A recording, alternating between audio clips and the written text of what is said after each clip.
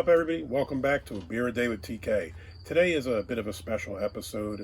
As I approached episode number 50 a couple weeks back, I had a friend of mine, Sachin, ask me what was the best beer that I'd had so far. I kind of told him the one I thought was the best. I started thinking about it, and I know I promised this a few weeks ago, but I hadn't got around to it. But I'm going to do the top 5 beers that I had through the first 50. So I'm now at about 64 or 5 or something like that. So there are some beers that won't be on the list that probably are top 5. I'd say probably that passion fruit guava one from Untitled Art, and the one that I had yesterday, the Imperial Peach Goes from Arche. Those were both out of this world, but since they were after 50, they're not going to be on the list.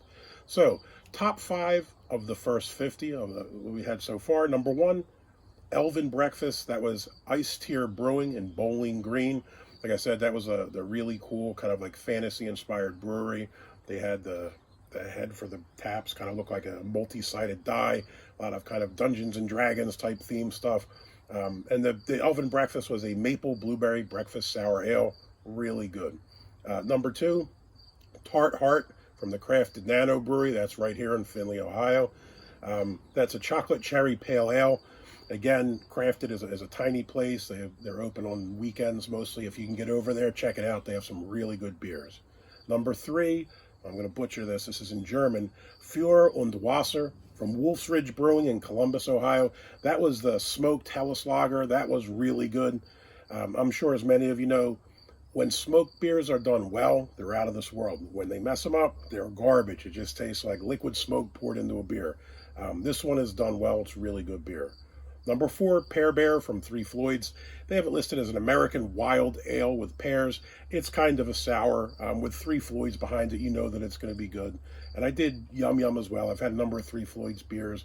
I think the Pear Bear is probably one of my favorites so far. And number 5, Don't Stop With It from Saucy Brewworks. They're out of Cleveland, Ohio.